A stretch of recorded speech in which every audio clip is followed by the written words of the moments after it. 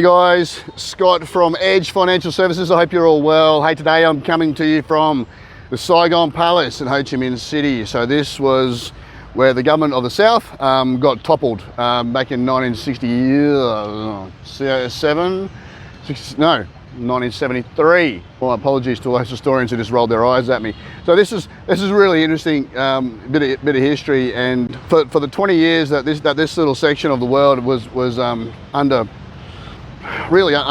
war, you know, fighting for their independence. They had, they got some support from the Russians and Chinese, and America decided to help really try and keep a bit of colonisation with the French, and then they thought they might come in and colonise as well by the sleight of hand like they do with military assistance, and they lost the war. And it had ramifications all the way back through, and it still does.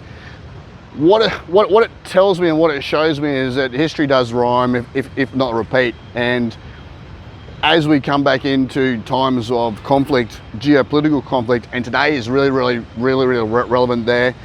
We could easily be at a World War III style scenario. We're definitely in World War III currency and trade, so that's why a lot of us feel poorer than we probably should. There's a lot of things that are happening with our currency and inflation that are actually really about the war between countries.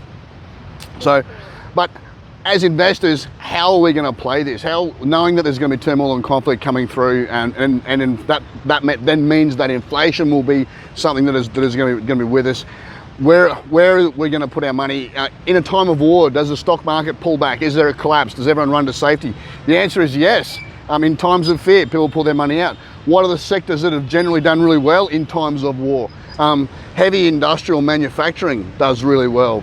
So if you were going to put your money into somewhere, look, I guess war machines, but a lot of steel production in the modern world, in the modern warfare, there'll be a lot of circuitry, cyber security style things, space exploration. All those things are actually military vestiges.